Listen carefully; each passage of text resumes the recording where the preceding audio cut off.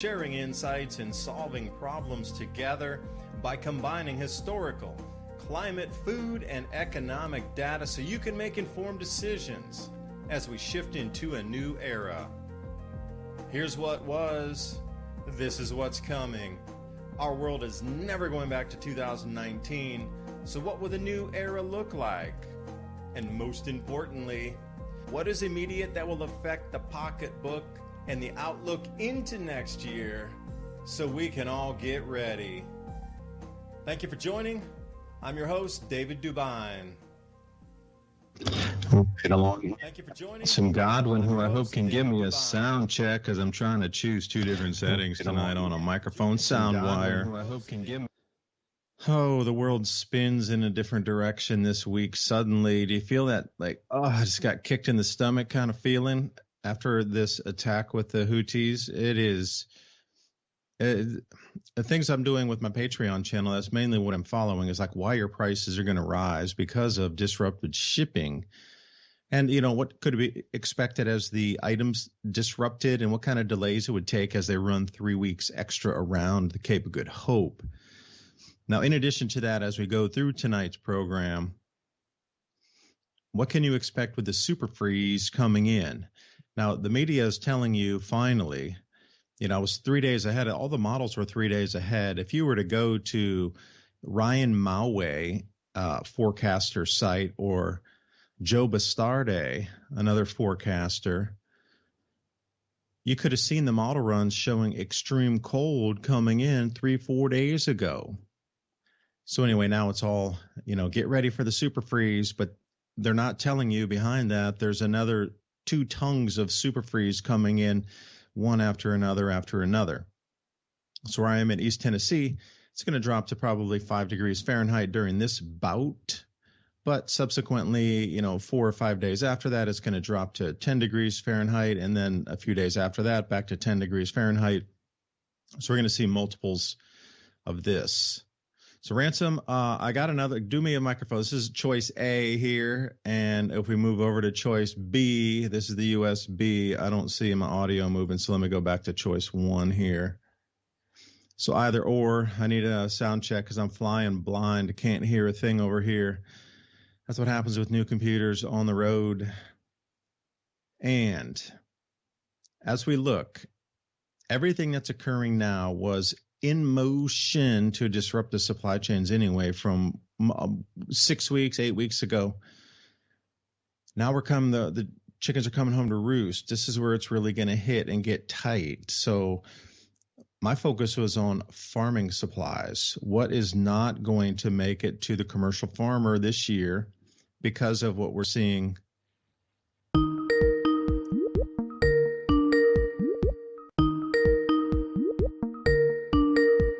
Oh, and anyway, yeah, I got to add Rand here. My bad. Need to bring him on the call if I can here. What is going on with this thing? Excuse the technical difficulty. It's 4 a.m. for me here in Europe, but 3 a.m. to get the show on the road here. And as I'm moving through, I wanted to talk about the star forts and the different types of anomalies that I'm seeing in these star forts. It seems to be a cleansing, like a historical cleansing program throughout Europe with their pretty white sign after they've scraped away anything that has to show you the ancient history. They put up little facing stones on top of megalithic blocks so you don't see it. They're little hand-carved stones. They're cute. They're all the same size. While they're human workable, but you strip that facade away and you're looking at like 30, 40-ton blocks that are supposed to be moved by a couple of horses or something.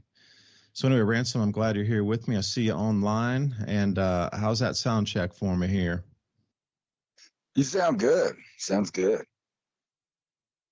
All right. So you're looking at the Houthi thing. I think this is going to be a biggie myself. So, you know, I hold your breath. Here comes the big set, you know. Can you hear me? I can. Oh, okay, cool. Yeah, I was telling my family that earlier when they started rumoring about bombing. I said, watch, they'll be bombing before it even hits the news feeds. And going through Twitter, that's pretty much how it was. So while the news feeds were saying developing, you could see stuff blowing up already. This is basically no surprise, right? We knew that they were going to expand the combat field, so to speak, the theater of war. I imagine that before it's over, within the next 10 years, you'll have the entire Middle East caught up in a conflict. And, for me and you, that means prices are going to skyrocket on everything. And I named tonight's program, how much control do they have over your reality? Because I was going through the headlines, and it's just, I'm not a super educated or smart guy. I'm self-educated for the most part. But when I start rolling through these articles and I know better, let's just look at the first falsity here. We all know that the planet is burning up right now from global warming. I mean, they beat it over our head. Climate change, man-made climate change, global warming, however they want to put it. And then you look at the news articles. U.S. beef output slides as blizzard disrupts Midwest meat plants. Well, it's the global warming goodness out there. And then you have 2024 NFL playoff weather. Dolphins at Chiefs could be the coldest game in history for both franchises. It's pretty cold out there. But all around, all I'm seeing is I don't know, you call it fake news or the way that the world is being spun to you in the wrong way. But as far as the combat, and like we kind of predicted here on the show, that this was going to expand to the Americas, and that's exactly what we continue to see. I'm sure you saw Ecuador erupt in civil war there with the cartels attacking different places, police stations, prisons, jails. They even took over a TV station. Several people were executed. So this kind of thing. And then you got Venezuela continually threatening to incur and invade into their neighboring Guyana. And then you have the UK saying, hey, they won't let that happen. But, the UK is already tied up in the Middle East, and they're tied up in Europe. And it truly is coming together as a world war. So here's one article. Ecuadorian Americans say their families are trapped by fear as the country battles drug gangs. Gangsters parade and humiliated, at least the ones that they caught. And then you have, on the economic front, everybody's, excited about Argentina's new president, but yet their inflation is on par with Venezuela. Let's see here. What else we got? All the spying, but here's some more good ones. To prove that AI basically is just taking over. So I'm going to say within the next 5 years, everything that you see right in here will have a major AI hand in it, to the point where we will not be able to trust anything. And I put to you that it's already that way. I mean, the term Bidenomics, for example, right? But it's not just that. The whole world is entrenched in fakery. Over in China, they're building giant fake aircraft carriers, probably to bomb, but they can also hide what they're building from prying eyes in the same way by building fake things. And they're over there building a bunch of warships in the desert so they could blow them up. They have fake, stuff. It's kind of like World War II. You remember they had the inflatable tanks and trucks. They would deploy places. Stuff like that's happening. And here's another one that I just cannot believe on its face. I haven't even read the article, but I don't believe it's true just by the title. Big banks mole unthinkable. They want to sue the Fed. Now, I'm thinking that the big banks and the central banks and the Federal Reserve are the same entity, the same cartel. So the idea that they would sue themselves basically only means that what they're doing is to try to get new rules, regulations to their benefit. So I bet that this lawsuit does go somewhere, but it's only going to go somewhere in the way that they'll rewrite law in the benefit of the banks, which is the same thing as the Federal Reserve and the central banking cartel. And basically, that's what they have everybody is the fake fight against each other, the fake civil war that they're trying to enact. And ironically, right now is one of the funniest things going on, I think, in our history of America. Here's one titled, Culture War Represents One of the Biggest Business Risks in 2024, and basically alluding to the fact that businesses are afraid to show their political opinions or their private opinions about anything in fear that they may be banned, boycotted, or something like that from both ends of the spectrum. But in the backdrop, our country is preparing for a world war, which means that they need cannon fodder and they need soldiers to fight that battle. Right now, the U.S. military is crying because not enough young white males are joining, which is funny because the last 10 years they spent their time beating over everyone's head how bad they were if they fell in that demographic. So they kind of got what they chose. And there's, comments all over Twitter. Why would I join a military that hates me? Why would I go fight for a country in a foreign banker war when that same country is vilifying me at home for nothing other than just being a Western person in a Western country? Because that's what it amounts to. They're using different kind of screws to turn into society in different places. And they use stereotypes, racism to create division and at the same time claim that the reason that they're dividing people is because of racism and inequality while they continue to create it using Marxist ideas. So you can see the entire right now it's really weird because you have Putin over there. And he's telling his people, you need to have babies, you need to grow food, you need to, shy away from civilization destroying behaviors and things like that.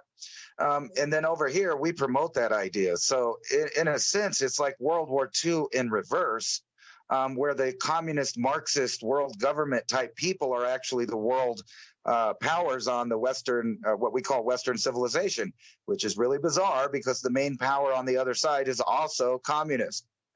So we're coming to a point that's so bizarre that no one's going to really know what's going on while things collapse. There's just too much confusion out there about what's reality, what's fact, what happened, what didn't happen. Take J6, for example, January 6th. What I thought on television was a provoked milquetoast riot at best. Others are calling an insurrection. And in my view, we've only had 2 insurrections in this country. If you count the Civil War, possibly 3. We had the insurrection that created our country in the first place. We had the Civil War. We had an insurrection about ideas, and we settled that. And then there was the central banking cartels corporate takeover of America being the last and most recent insurrection that's actually and factually happened. And now we're in a situation where, they're telling us you're not going to have beef because it's too cold. At the same time, it's your fault for warming the globe up so much. So everything's a backwards idea. We have warmongers running for, president on both sides of the aisle, which is pretty bizarre because usually one side or the other kind of picks at least on face, claiming that there would be less wars under them or whatever, but that doesn't seem to be what it is. And I recently went down again to El Paso to pick up relatives, where I got to up close look at the situation there. And it's just so spooky to drive by what is essentially, like I said before on this show, is a concentration camp. Now, the reason they're concentrating people in the camp may be different, but all of those powers that the government practices and uses and accumulates, they never give them up. So every one of these facilities that you see go up, it's never going to go down. Now, the purpose of what it does there may change. And there's actually articles out there right now questioning, are there enough quarantine camps set up right now for future problems? And you got to ask yourself, why is there, have you looked at television lately? If you have, you'd realize there's almost an absence of presidential ads. And the reason for that is, I don't know if it's just because there's an array of bums running for president or the fact that they're not really planning on having an election, or at least in the way that we think there is. There's any number of emergencies that could come up between now and then. And judging by different governors testing the waters, by taking constitutional rights away in the name of emergency powers or health crises. I have a feeling you're going to see that trend expand. And, what's going to happen when an excess of 40 million people are living in a country of about 350 million people when the resources run out? It doesn't look like it's going to be a very good scenario. And right now, we're already seeing in different parts in the country them starting to push the ideas that were in Europe about private ownership of land being used to board people from other places because they don't have any places to put them. You see the government subsidizing housing for them. Cannot send me a message. Yeah, so it's pretty weird, David. Also, you're not muted. Oh, okay. But yeah, Thanks for it's looking crazy. Yeah, it is. Speaking of that, in Europe being here right now, Germany is going to double its electricity price next month. So they were already at absurd levels anyway. So you talk about resources. Everything is everything is a resource-based import economy because Europe really doesn't do much of anything any longer. The United States, we still have some mining over there. We still have some oil extraction, processing. We have refineries. Europe doesn't have nearly the scale. And the political jellyfishness here also is unelected oligarchs running around telling countries what to do after they have their national election. Those people get in, and right away, you got to check out Poland because they don't like the politics. They had a vote of no confidence or remove the person who was on the side of what you consider common sense because they just didn't agree even with the election. So, they rolled back the clock here to serfdom. You still have the dukes and the earls and this sort of thing, but they're really at the very top levels again, unelected kings. And you look at this and like, I'm living in sort of a feudal Europe at the moment where people have cars, not horse wagons or oxen wagons. But the absurd prices anyway for things. Now, those of you following my journey here know that I am doing research on high tides through history and the different Liburnian society, which is the solar cult, and Palmanova and the different star forts, and all the way over to Venice and this whole Adriatic coast from Šibenik to Zadar and Split in Croatia. So these are all the oldest cities around here, if you will. Now, even in my own study walking around, I've seen where there's been deposition layers way inland on quote unquote the star forts. So as we look, is it a repeating pattern here of something with high tides that rolls inland and then rolls out again? Now, the reason I would kind of preface this, there's a couple things that are matching up with what Ransom just said.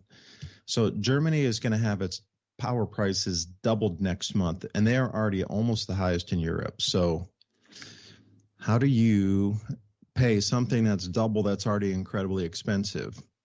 Well, the disruption here with the Houthis, they are absolutely going to start sinking ships.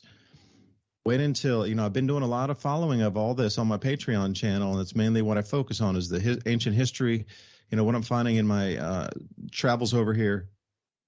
Also, because it's so close, what's going on with the shipping routes and how's that being affected directly to Europe by having to go 3 weeks around, because it's not affecting the United States so much as it is here. It's almost an instant hit. So, for example, everything, and this is going to blow everybody's mind. Croatia used to be one of the cheapest countries in Europe to travel. So it was in 2023, they moved to the euro.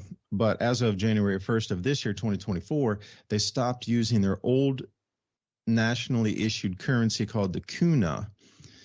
Everything went up in price, doubling, some places tripling, some place 2.5%. It is actually more expensive to travel in Croatia than it is in Italy. Italy is far cheaper to travel than it is in Croatia right now. That is a mind blower. Not only from the simple cafe or espresso or macchiato, whatever you're ordering, at 25 to 30%, easily cheaper 30% in Italy. Hotels are cheaper. Unbelievable. SIM cards are cheaper, which makes no sense. But to have these prices roll through, like they're going to double the production or double the electrical price. Everything over in Croatia doubled in price. So then you start talking about all these economic hits that are going on, and it won't be too long until this inflation wave hits the United States. Like you pretty much summed up the sociological and sort of the governmental end of the changes that we see that are scripted, planned to move this reset further down into the next checkerboard, square, or chess piece board. But focusing on the economic and then the food, this is where they're going to get people a lot. So I have two charts in front of me here because it dovetails into your bank. Why are people, what's this whole thing with suing the bank? Well, if you've been anybody out there listening to Dr. Jim Willie, know that currently there's a huge amount of our treasury bill issuance that is not sold every single time. So what the banks, Ransom, you're talking about, they're dealer banks. Like JP Morgan is one of those. If there's non-issuance, then the banks are required to buy all that issuance back from the U.S. government as a guarantor. Now, through the last 30, 40 years, it's been 100% sales. So for them, it was just easy money, and there was nothing to even think about. They sold 100% of the time. Well, now they're not selling 60%, which means these banks you just referenced need to absorb the losses off of the billions in issuance. So let's say they issue $10 billion and only $4 billion of it sells. And it's always super short. Now, this is another thing that transitioned or changed. You know, before we had 15-year and 30-year treasury bills that everybody in the world would gobble up because it was a tier one asset. I mean, it was tradable for cash, like almost like a bearer bond. You walk in and want the cash for this, it was instantly redeemable. Well, now gold is, with Basel III, that same thing. Gold is instantly redeemable for fiat on an international market. So 60% of our bonds are not selling now. So let's go back to the 10 billion issuance. That means that our banks now are stuck buying up $6 billion of treasury bonds that nobody else wants at a 1 year, a 2 year, or a 3 year. A 5 is even a stretch now because this is the thing. Nobody believes in the power of the U.S. government's ability to control the economy with that much money printing. So if they are buying, they're like, yep, we'll buy it, but 12 months, bro, that's all you get. We want our money in and out lightning fast. Comparatively to, like I said, 30 years used to be the normal 15-year, 10-year bonds. So I think it has something to do with these dealers, i.e. the big banks, JP Morgan. I think Bank of America is involved in that, but don't quote me on that. I know Goldman Sachs is also another dealer. So they're all taking these massive hits. Well, you're right. Legislation is going to have to change where they're going to try to do a force majeure and absolve themselves from having to purchase this, I don't know, what do you call it? Like I heard it termed toxic paper back in 2008, and that's kind of the best I can give for you. But never mind the war bond issuance. This is a way to get the American savers back in. So we're going to revert back to World War II. You know, think about that. If there is a war and America gets involved much more deeply, it's almost guaranteed those bonds are going to sell as a safe haven for some assets because a wartime economy means so much extra money out there, just like an incredible tidal wave of money will be out for the war effort. So it means a booming economy, a wartime economy. Now, this one might be different, but in general, wartime economies are massive GDP increasers. So, you know, you start to wrap all these things together, and I'm wondering if those banks are suing to get out of their liability to continue to buy these, you know, underwater bonds already and somehow reposition themselves to be able to be the war bond issuer or the war bond, dealer outside of the regular treasury bill. You know, you're talking about two different animals. A war bond issuance is A, and the regular 1 year, 2 year, 3 year treasury bills, that's B. And then, this chart I have here comes off of Zero Hedge, one of them, and the other is, where's this one coming off of here? This was the Philadelphia Federal Reserve. I have to mark this better. So the Philadelphia Federal Reserve put out their new chart today of 30, 60, and 90-day past due balances on credit cards. So you see 2021, the past due generally on a 30-day where you couldn't make this is just making your minimum payment. It's not paying it off or anything. It's just making your minimal payment of like $12 or $50 or whatever you're at as your minimum. It was only 1.5% in 2021. Now it's like 3.2%. So that literally has doubled the amount of people that cannot pay their minimum balance in 30 days. And it very much follows the same trajectory with the 60-day balance. Back in 2021 was 1%. Now it's 2.3%. And if you look at the 90-day past due balance, where people are 90 days and they still can't get it enough together to even pay the minimum balance after 90 days, that moved from 0.6% way back in, not even 1%, back in 2001, all the way to 1.5%. So if this is the struggle in America for people to not even be able to pay the minimum, and we're sitting at these rates, everything has doubled the amount of people that can't even pay their minimum balance after 1 or 2 or 3 months.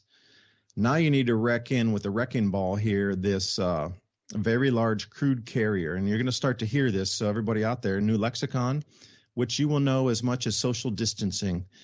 This is going to be very large crude carriers, VLCC class of ships. This is the thing that moves oil around the world. Crude carriers, or VLCC, when you see it in the news, their rates have just gone off the Richter. I mean, I'm looking at this. It's a vertical rise like a Loch Ness monster in terms of like what the rates are here. Before you were looking at what, 15, around 1,000. And this is a different scale. It's not in U.S. dollars. It's on their own shipping scale. So we're going to use 1,000 as the normal on this, and it's jumped to 4,178. So a 4x increase on moving your oil across the planet. And that would be the very same thing with container shipping as well, because people are paying extra rates to go around the Cape of Good Hope. So everything that you're going to be getting from this point forward is going to be 4 times more expensive on the shipping. Plus, you're not going to have the availability or the supply choices that you used to have. So these are all going to march in tandem along with the rest of this reset here. And, Ransom, you did hit it on the head. I really, really think these banks are suing to absolve themselves from the Treasury bill liability. But please remember, everybody, if you have any money in the bank, you are the unsecured creditor. The minute you deposit your money into an American bank, you don't own your money. The bank does. They can choose to give it back to you. Now, that was passed in 2008 with the Dodd-Frank Act as a rider on top of a rider on top of a rider.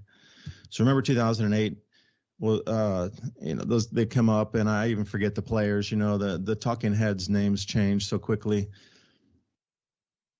They can bail you in. And The Great Taking, that new movie, Todd, if you've watched the movie, I encourage everybody to watch it. The new updated terms that were updated in 2010, then 2012, then 2016 allow for banks to now bail in your mortgage to help the banks sustain any kind of losses or collapse, meaning that they can pull your mortgage even though you have you don't have a variable rate mortgage, but you have a mortgage with a large institution. They can bail that in and say, we own that house now as collateral to stop the bank run and to stop the bank collapse. We are going to reissue that mortgage, or they will not reissue it, and they will just take the house and it will be bundled into a package, and somebody like BlackRock will come along and buy the package, and they will legally have the right to evict you from your home, even though you paid all the way down, and it was your very last one payment before you own your home, they still have the legal right to bail in your house with all equity into it, all payments you've done so far, take ownership of the house, and decide whether to rent it back to you, refinance you in the new system at the new rate, or just evict you out of the home. And, some people were saying there'll be too many homes at that point, so they'll bulldoze a lot of homes to create a false scarcity to then drive up the rental prices again. So now put all these pieces together, and this is where we kind of sit. Now, the linchpin for it all would be stopping global shipping and global oil supplies.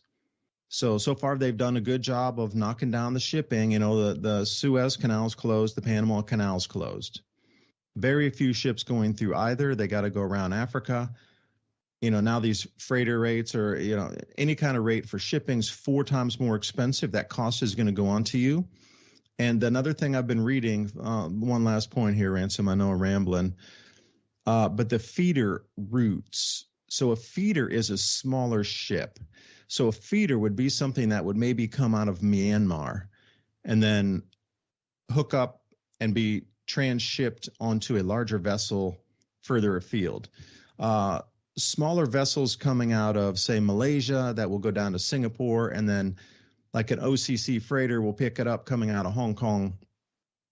Those feeders are now completely in disarray of missing all of their deliveries, because those things are sailing or coming into berth 3 weeks late or more.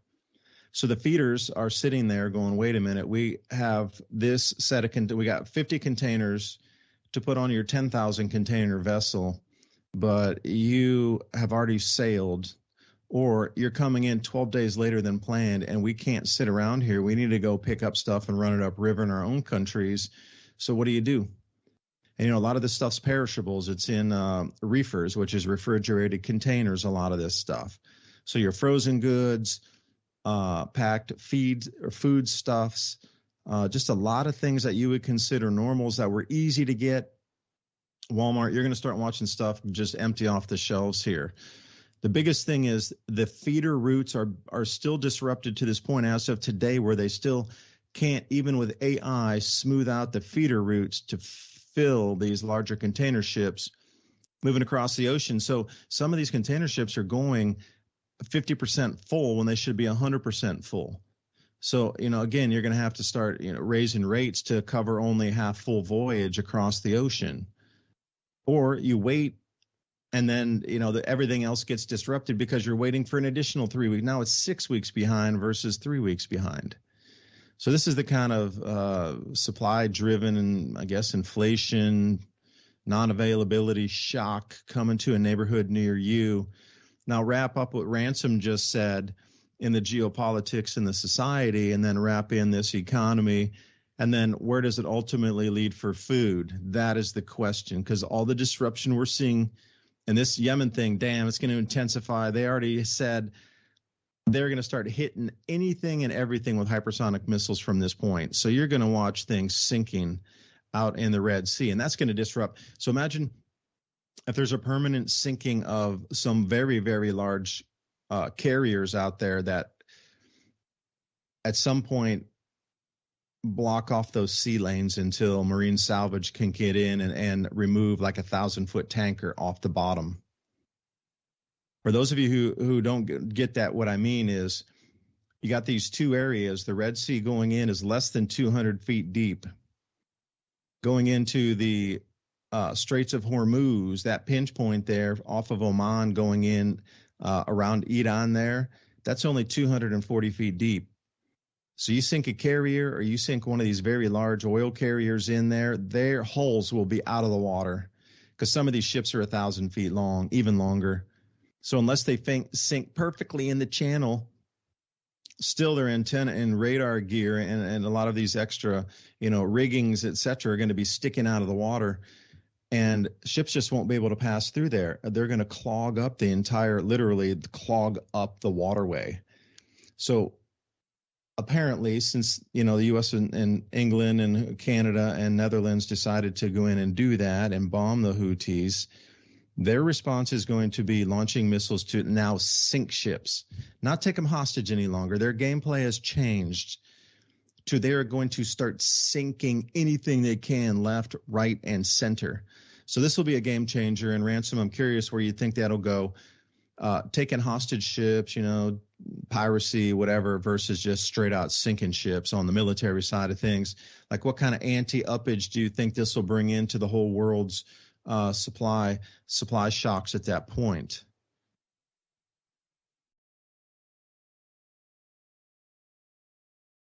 I actually think it's going to end up being worse than just dealing with the people in the Middle East and the straits there.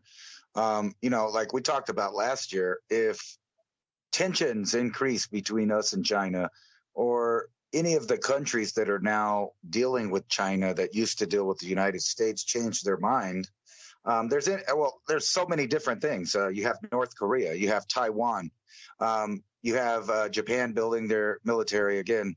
So it's not too far-fetched to see that there will be shipping problems all through the Pacific, all the way over to Central America, Mexico, and South America having problems now that are beginning up there, and then also the Middle East and Europe. So that's basically the worldwide shipping network, all having localized problems. And, for years and years, the U.S. and others, for the most part, basically ignored piracy in North Africa and, the east side of Africa there by the Middle East. They just kind of ignored it. I mean, they dealt with it. And I think you're right. What's going on is a planned escalation of all things. It's a tit for tat chess game that they're playing with the public. And I could just see like some of the things that we're talking about kind of unfold whenever they mention them. So, you're talking about that, the trade and how that'll affect food later. It's going to be more than food. It'll be all products that come from overseas or anywhere, which means that if you live in a country like we do that no longer produces its own things, there lies a problem immediately with the supply and demand. But let's go through like what's going on out there. You have all of this more destabilization. And we know what happened last time major destabilization happened in the Middle East. We had, whether they're proxy players or proxy groups or not, it doesn't really matter when the outcome is basically terrorism. So it doesn't matter which group is doing it. But here's an article right here. Death cults return. ISIS is plotting to exploit Mideast chaos to make blood-soaked comeback after killing 100 in Iran bomb attack. And then, like I said, the news is a little bit late. This is a two hours ago, and it's talking about they're expected to launch strikes against the Houthis. However, they were already bombing at the same time as this article came out. Here's some weird stuff, too. This is kind of a sidetrack. I just reminded me. Giant predator worm that ruled ancient oceans discovered in Greenland. I wonder why that is. Maybe because things might be getting colder. But just, kind of to throw this back in there again, nothing that you're reading is true. It's all BS. And part of what the BS is kind of what I was talking about before when I've mentioned that, there was talk that the royal family was going to recede back and abdicate the throne. Now, that might not happen now that there's a new king in town. However, most of the other groups that you probably spent the last 10 or 20 years, not you personally, but everybody out there has been researching these secret societies, these secret groups. And like we've mentioned before, if you go back to let's say 2010, almost no one knew who Bilderberg Group was. Now everybody knows who the Bilderberg Group is. They know about the organization, the side organization from them, Davos, and now we know about the World Economic Forum. So basically my point is all of these secret societies and real rulers of the planet that are in the shadows, they're going back in the shadows because now the public knows about them. And this article right here is kind of proof to me that that's what's going on. So Skull and Bones is now worried about equity and inclusion. So a secret society that's invite only that has all of these secrets going on. According to this article, up in their little circle where they go initiate people, they have all of these paintings of prior presidents, and statesmen or other people of importance, supposedly, like John Kerry when he ran for president against George Bush there the second time. When you're looking at two people from the same secret organization, right?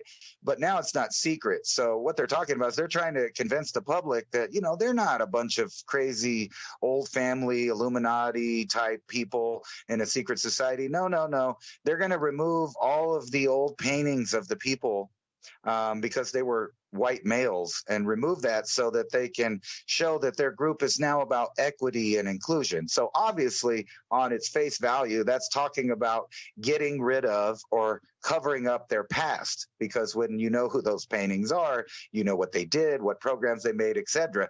So what they're doing right now, and I kind of brought this up when we were talking about when they pulled down the Albert Pike statue from DC, that the kind of Masonic type secret societies have obviously given the go-ahead for a retransformation into a more Marxist Western world.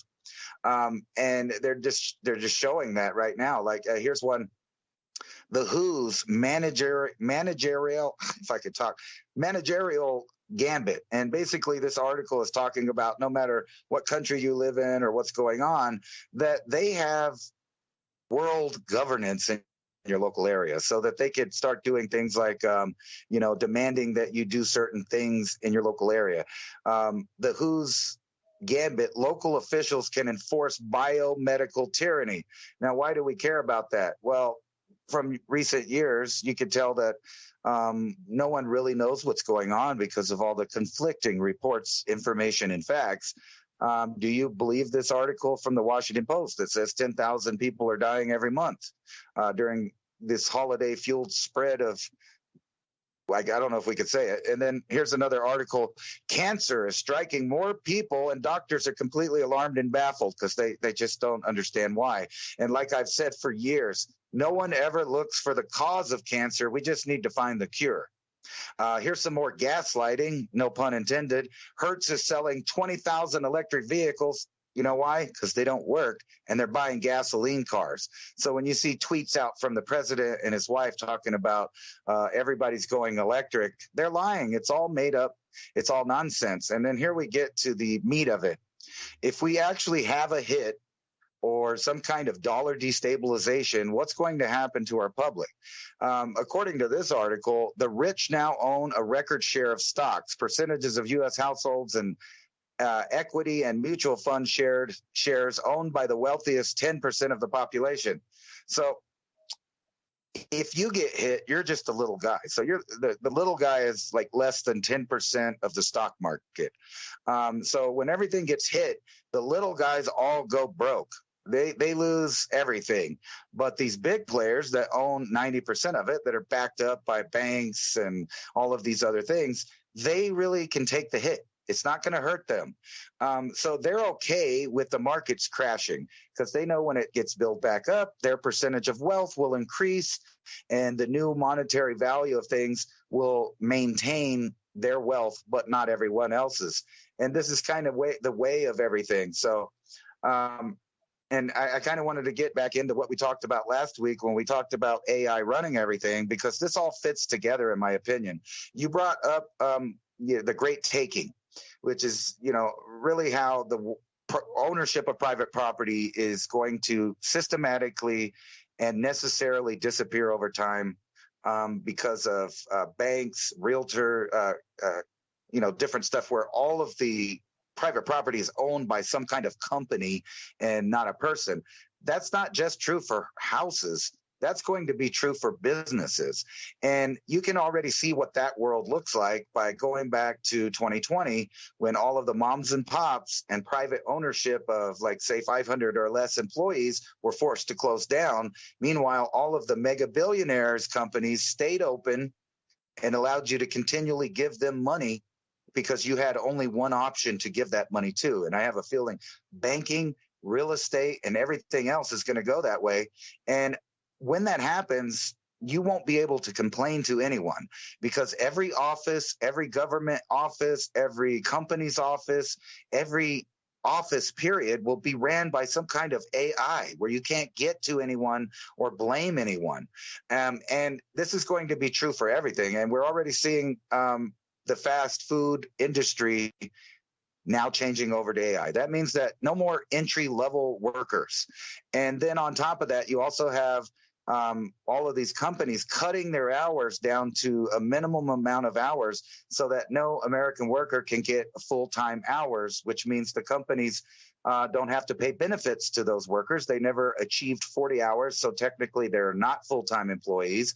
And then why not replace them with robots, right?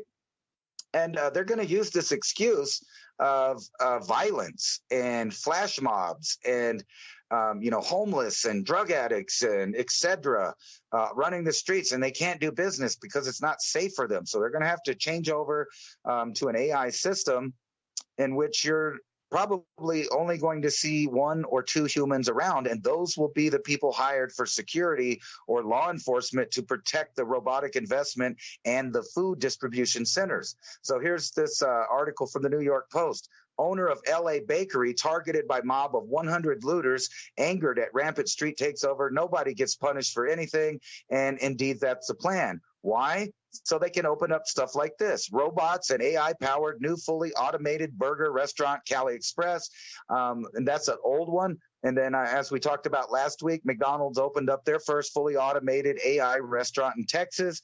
No cook, no salesman, no window person, nobody. So what does that mean? Necessarily, that means no longer dining in a place, no longer being around people. And there's no one to complain to, if you got wronged in some way. You'll have a computer screen, a kiosk to try to navigate. And we all know, if you've ever had a problem with customer service and you've called a company, you get customer service when you talk to a human being. You do not get it when you have to talk to an AI and go through endless circles of punching in numbers and then being hung up on because of bad connections, which I think is all a manufactured plan to end the idea for people to just quit trying to get customer service altogether. And then let's move to the fake narration that we're going to go into a civil war. And I don't mean fake as far as it might not happen. I mean fake that as far as it will never be a grassroots civil war in our country. They've tried it in so many ways over and over and over again. But now they're trying to pass bills that will ban militias. Now, think about this for just 1 second.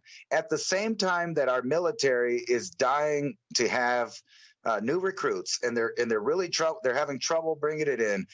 They're pushing bizarre stuff out to the public that makes them not want to join. And then they're pushing narratives where they get to call American citizens insurgents. And then in the backdrop, while everybody's worried about the Epstein non-list, they're trying to pass bills banning militias, banning private ownership of different things, which, of course, in the end, you know where that goes. It's trying to disarm the public. And then you have this.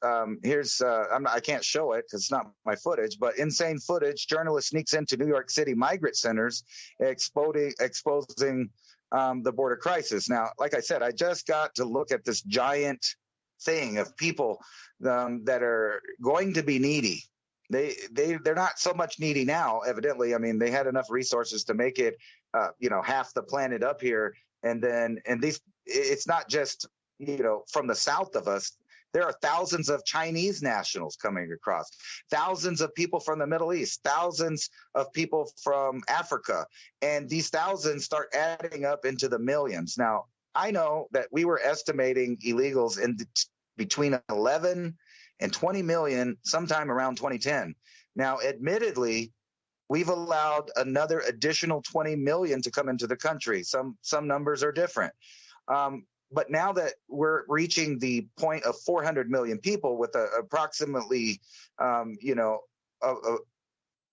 to say 50 million. I'm going to go ahead and bump it up because it's continually to happen. So it's not over yet, and there's no sign of it ending. So 50 million more people. Now, add in the amount of people that are already on disability, the people that are taking Social Security, the people that are on assistance for food and housing and et cetera. And it quickly is abundantly clear that there will not be enough resources to go around for all people.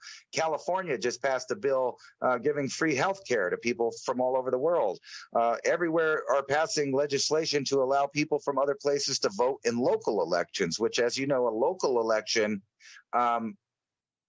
helps with the state election, which, helps choose what's going to happen on the national level in theory. But if you get local areas that no longer are beholden to the taxpayers, and then on top of that, there are very few taxpayers left, obviously with a nation that is so far in debt, what are we, 33, 34 trillion in debt right now? So we have to either convert over to a world government and get rid of the monetary systems, reset, or they're just going to let everything burn down and continue. And I think that both of those things are really the same goal, because they're trying to get rid of people. That's the bottom line. And they're moving them around the planet to be in the worst positions possible for whatever this upcoming event is going to be, whether it be World War III, maybe this solar step down of the sun. It might get cold. I think solar max is over this time, but how close are we actually going into the grand solar minimum? How likely is it that temperatures will slightly increase over decades to come? And they know that.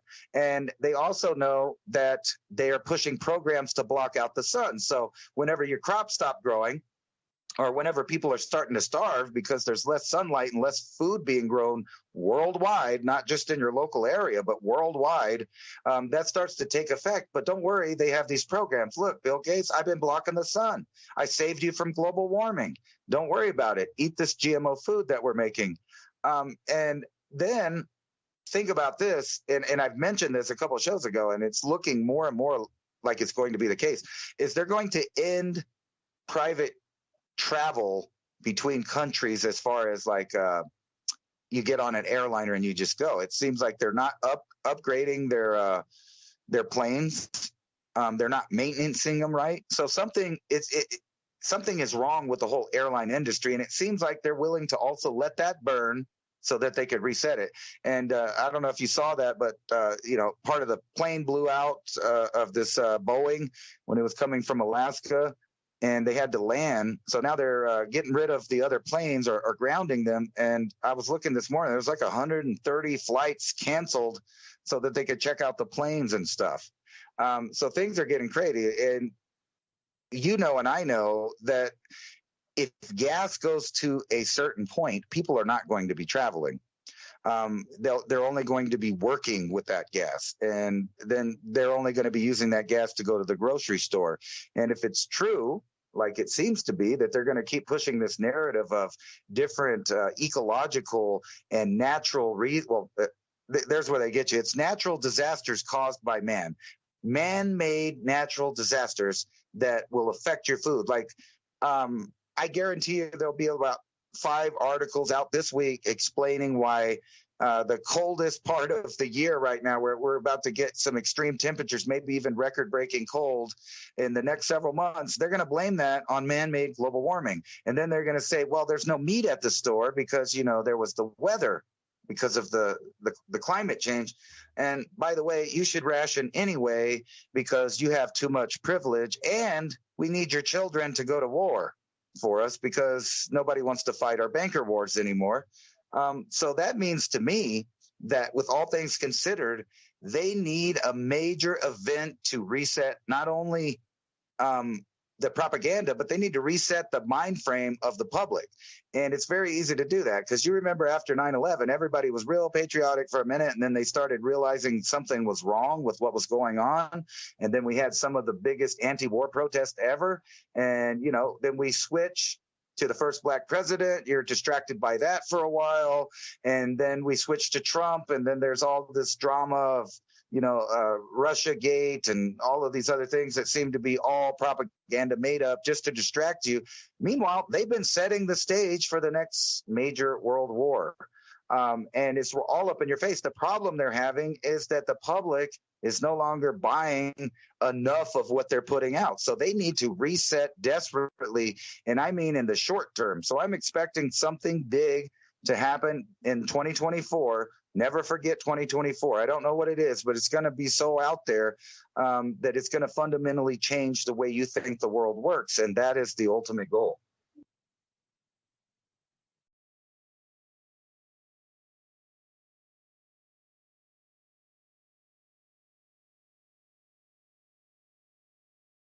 And while you were talking about that, Ransom, I went to the U.S. debt clock. We are at 34 trillion, 27 billion, and counting by the second. So that debt per citizen is $101,283. Whether you're working or not working, that's just an average.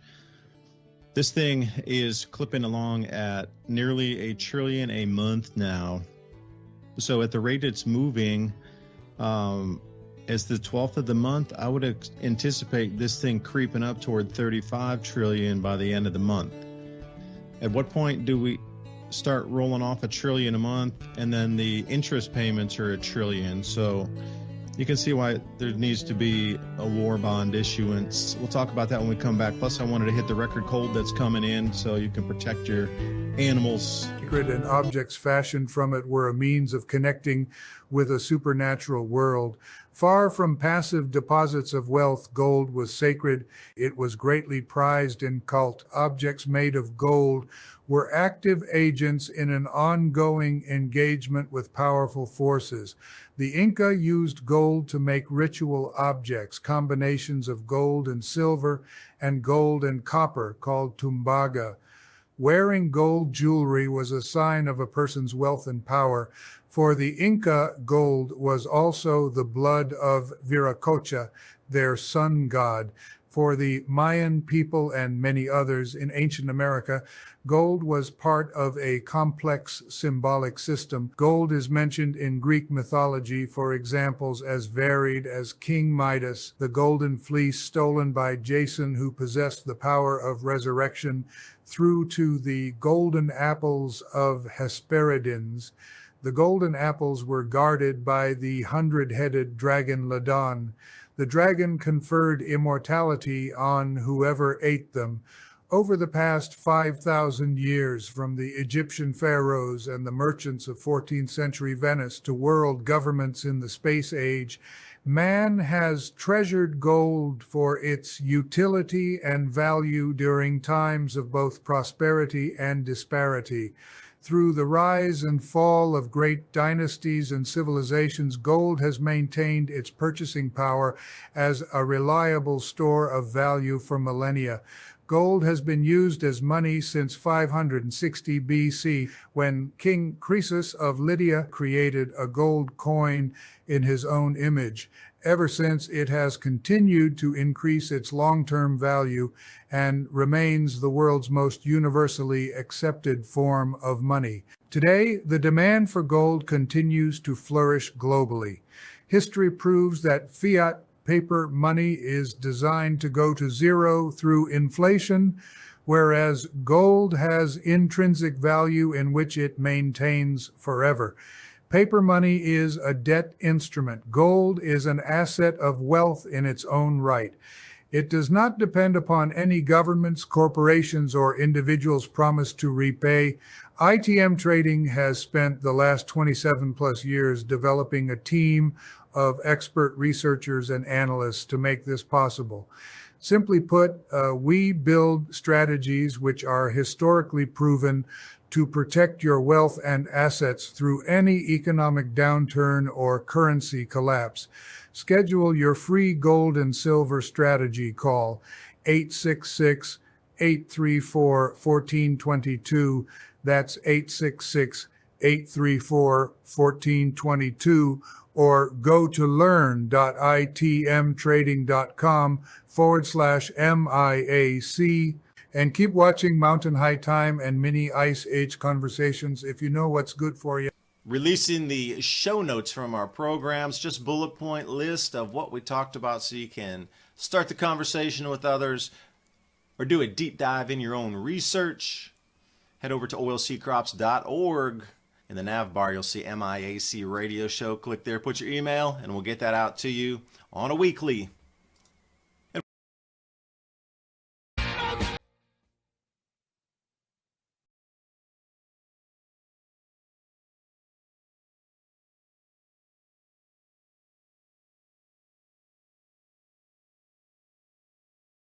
And welcome back for the second hour of Mini Ice Age Conversations. David DuByne right along here with Ransom Godwin taking you through this second hour.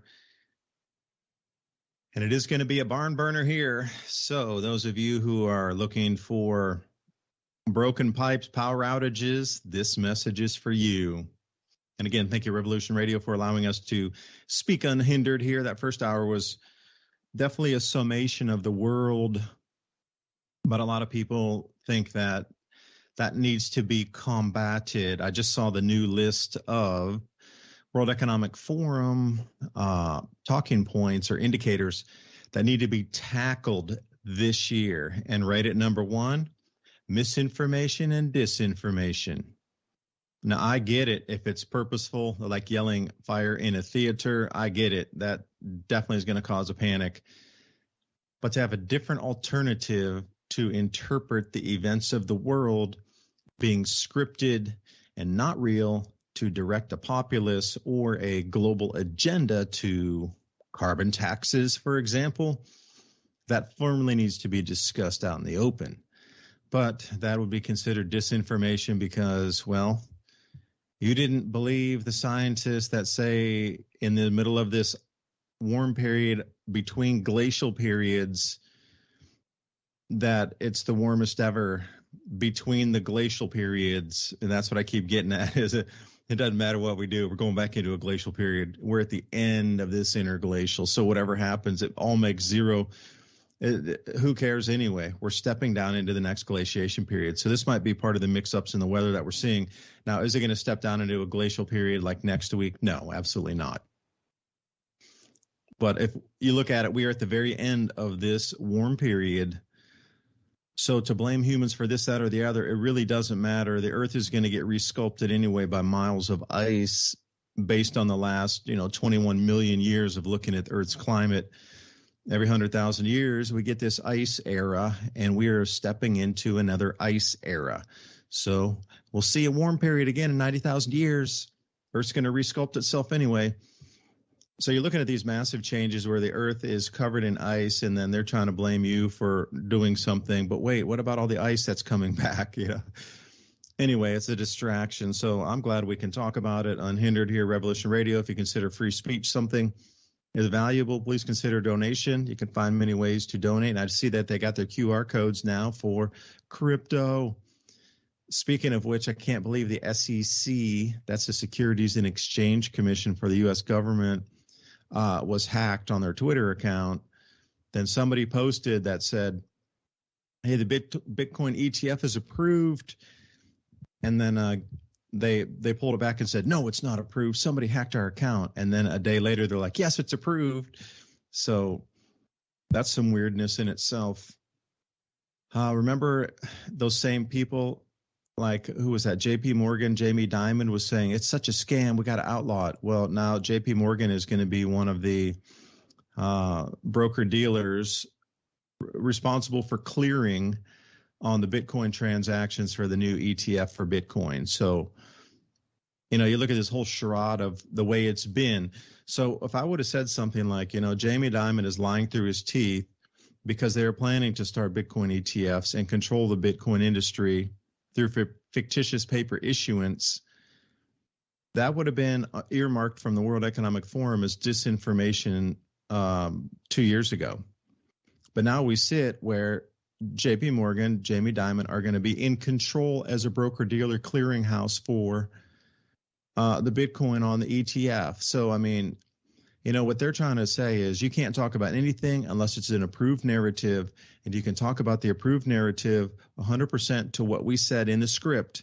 But if you go off script and you make your own idea of what might be happening, that is verboten, as they would say. But again, keeping free speech channels online so we can still discuss this is of utmost importance. Now, I had something for you, Ransom, there before the break. Spain's severe drought is crushing their olive oil production. No pun intended on the crush there. But the extra virgin olive oil, for any of you who like that in America, is going to, this is on the doubling on the wholesale rate. So if you enjoy Spanish extra virgin olive oil, that will probably, by the time it reaches your shores or our shores there, will be another 50 to 100% more expensive if you're going to buy that. So you can start to see how everything is just going to get pushed, because a lot of people use olive oil as medicine. A lot of people prefer it for cooking or, healthier alternative than like canola oil. So what happens when things like this as healthy alternatives suddenly disappear? Like, what's our next healthy oil that we produce in the United States? Because it sure isn't canola, and it sure isn't corn oil and all these kind of mixed vegetable oils. It's not that. Avocado oil, perhaps. But when you look at it, a lot of these things that we need for our own health and well-being are not coming from the United States. So a massive disruption somewhere is going to cause huge, and I'll say it again, huge problems. So for the first minute here, let me riff on this. The electric cars, if you have an electric car with the record cold inbound in on this event here right now, by Tuesday of next week, you're going to be like, what? How can I get that cold across the entire United States? So today is the 12th. Will be in a couple hours, depending on where you are on the planet.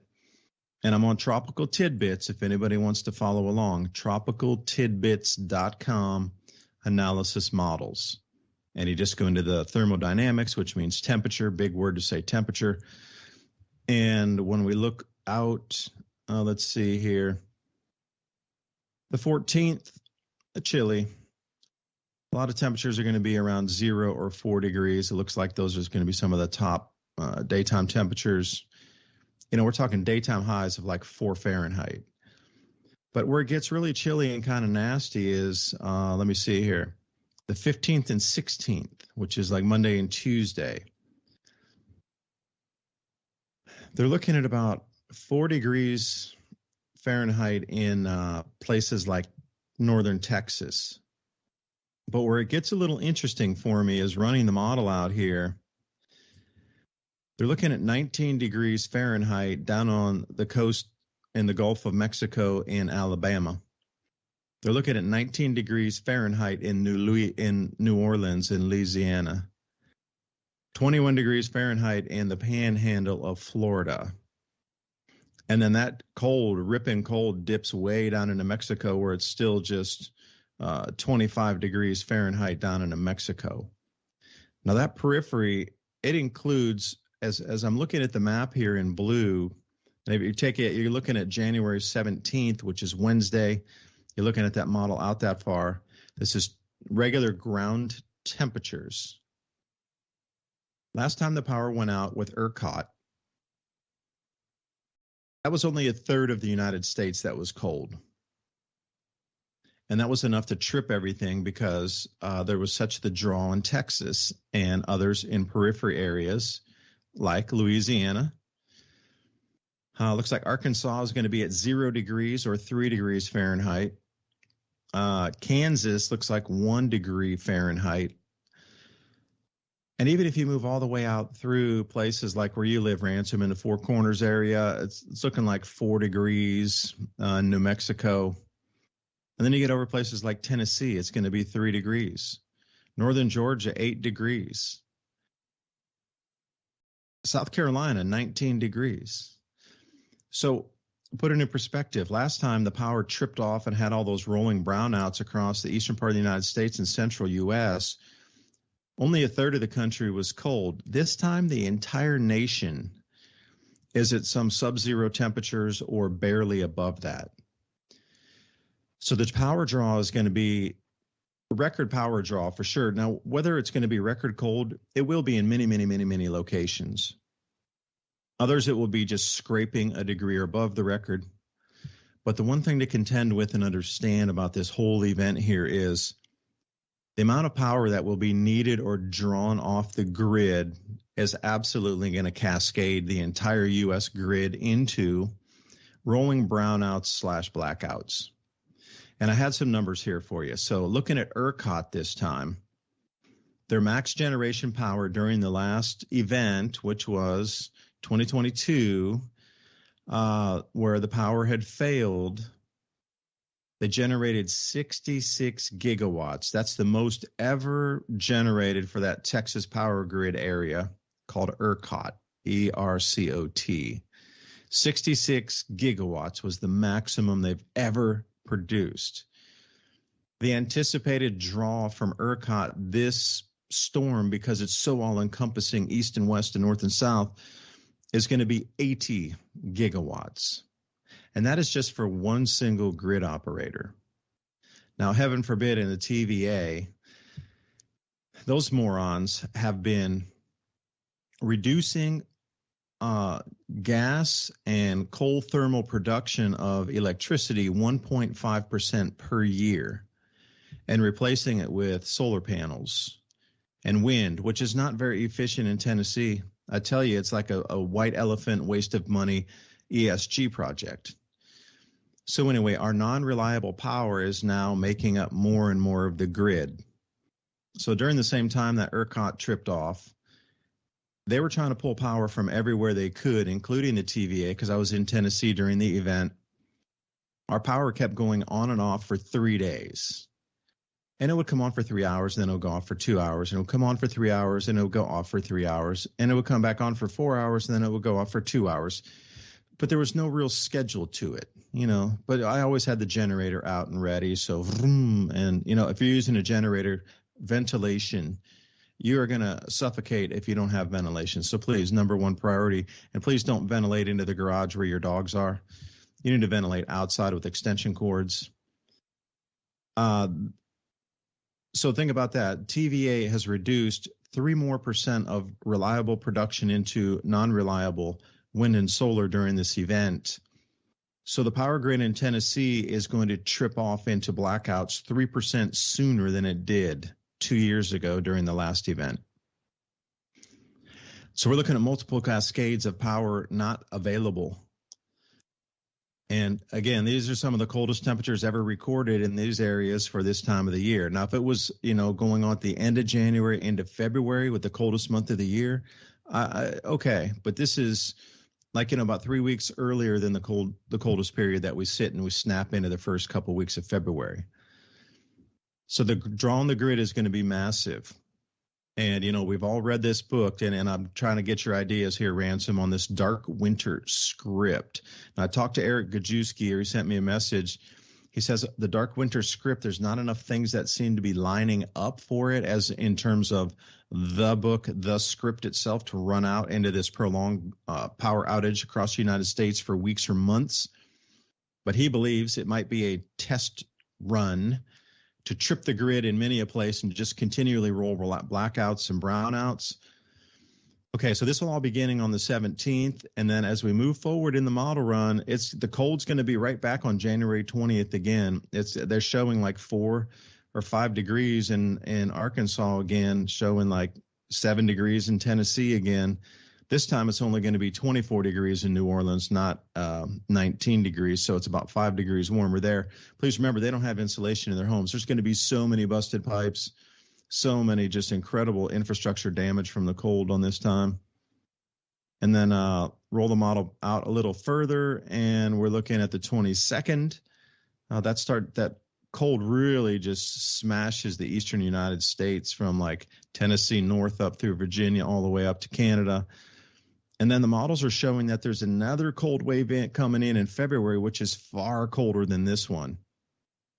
But the model only goes out for me to, let's say, January 27th. But the temperatures in the late January, first week of February are going to be colder than this record cold outbreak with the biggest amount of draw on the grids ever. So, like, summing all that up, Ransom, you know, you heard about this dark winter script thing You got any comments on that for me, or any ideas to add into like what we could expect during this time with so much additional power that won't be there, but will be needed, but won't be available because of this new ESG and replacement of non-reliable power? What do you think is going to happen, and how will people react is more the question. I kind of think, we've seen the script before. I don't know about it being a total dark winter.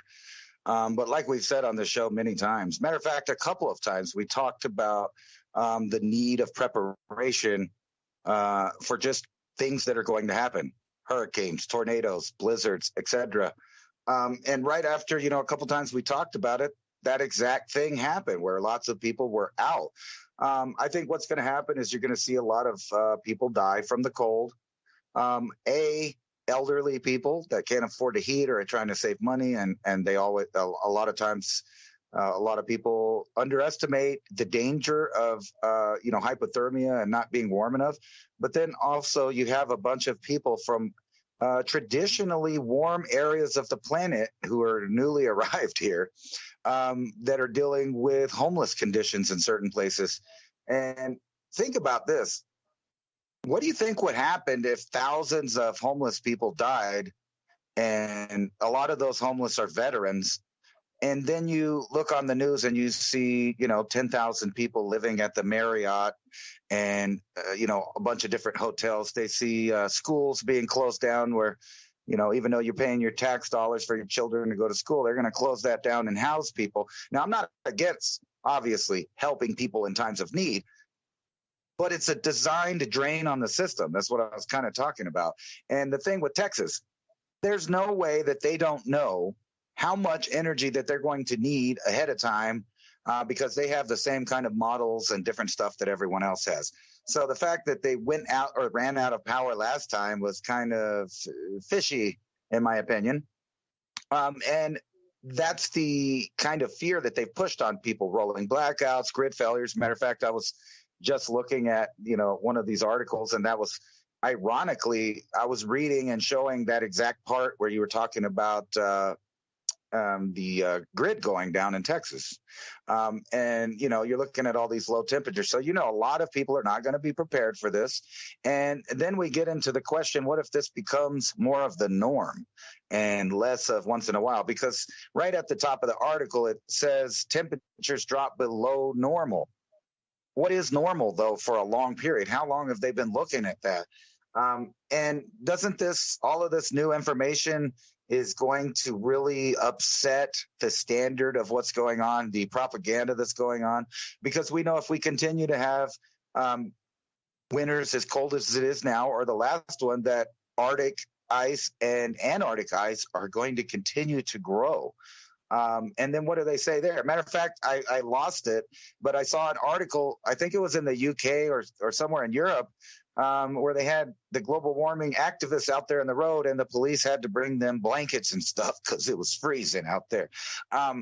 It's ridiculous to know that the people that are in charge of the backup safety net of our nations have no care in the world for us. And matter of fact, their admitted plan is to reduce all of the things that fuel civilization and keep us comfortable, especially fossil fuels. Not only fossil fuels, but think about this.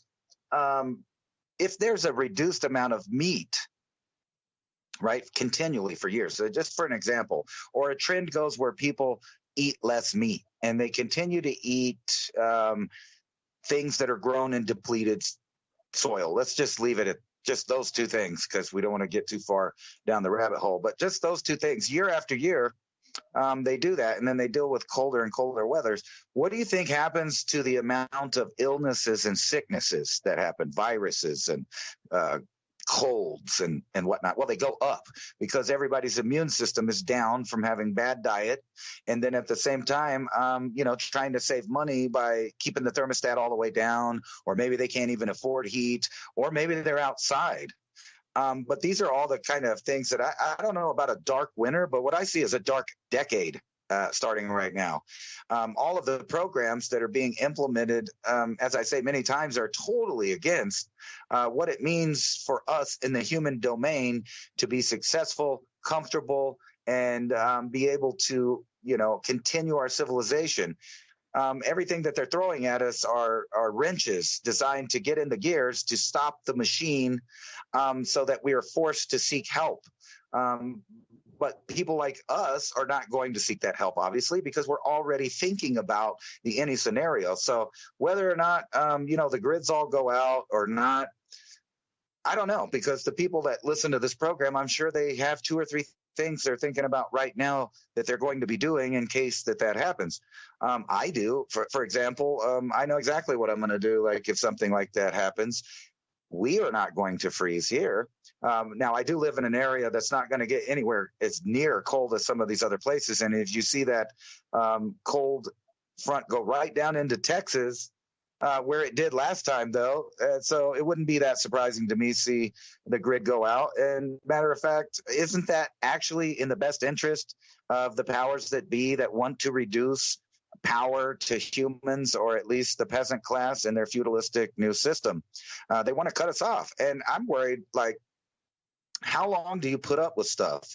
If I lived in Europe, I would have already moved. They have so many rules on free speech. They're trying to make rules on farming, on what you can eat, what you can say. Like, the whole thing is bizarre. It's like a movie that was created in the 80s to scare us. And I know there's several of them that depict what's going on pretty good right now. Further than that, where do we go? And I think that whole area and even the name of that dark winter is really made to keep people in a perpetual fear state so that they can't think. When you're afraid, or you're in pain, or you're uncomfortable, or you're sick, or you're distracted, you can't concentrate on what it takes to keep you and your family healthy and safe, because, your brain's not working right. From the food, the weather, etc.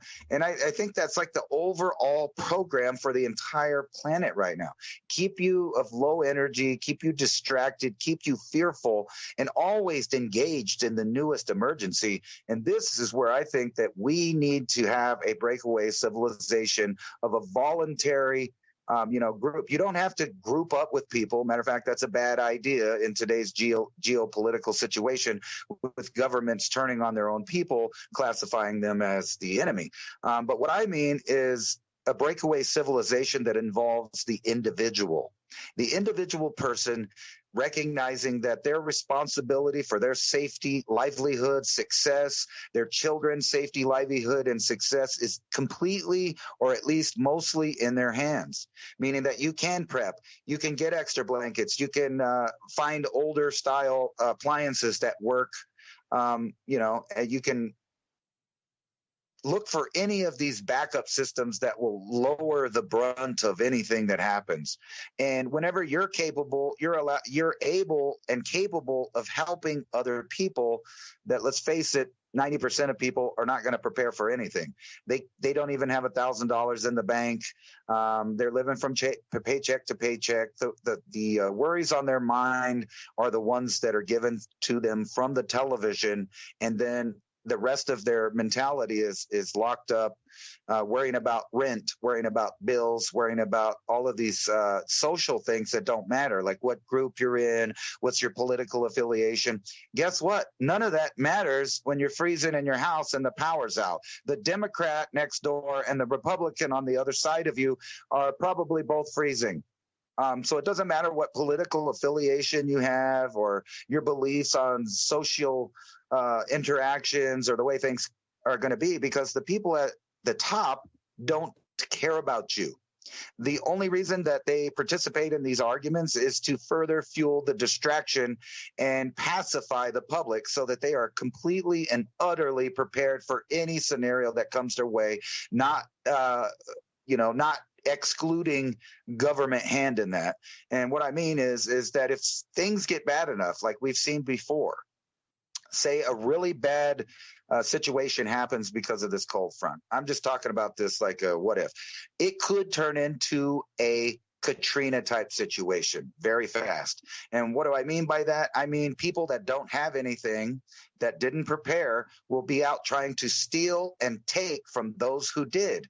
And the government's response will not be to protect you, but to come and control and disarm you as well, because they don't want competition. And I think that's why right now they're pushing all of these Civil War ideas. They get, we talked about the statues last week, and the last main one that they tore down as a big symbol was the reconciliation statue for the end of the war of the Civil War. So they tore that down. They want everybody to forget that we did have a civil war to fix problems with our situation, and then it was over, and we reconciliated, and we became one nation again, and we have been since. And since then, they've been trying to tear us apart with different angles, racial angles, economic angles, political. And right now, they have the best chance that they've ever had with the most brainwashed public ever to spark something. And it could start with the natural disaster. People will be pointing fingers and saying, why didn't you do this? And but look at them over there. They're prepared. And you've seen the government specifically watch and go after preppers, people in militias, and et cetera. Now they're trying to pass laws that are on its face anti-constitutional. And the reason they're doing that is to further get people to pick sides until it comes to a point when a flash will happen. And that's what they want. They want complete and utter chaos while they redesign everything in the background so that when it's over, in the rubble, when people are starving, cold, sick, they have someone to go to, and that someone is government who never lets an emergency go to waste. Every single time there is a disaster, an emergency, a war, or something, that changes in culture, there's new laws passed which allow government to gain more power. And like I said before, they never get rid of that power. Never. Government protects itself, not you. And that's what I mean by this kind of breakaway civilization of the individual. You don't need the government. The government's only job, if you live in America, was to protect your inalienable rights. It's obvious they no longer do that. They have other functions that they're worried about. So it's up to you to protect your own inalienable rights, which includes your own safety, your own future. And I hate to say it to all those people out there that have their hand out. There's no one coming to help you but you, period.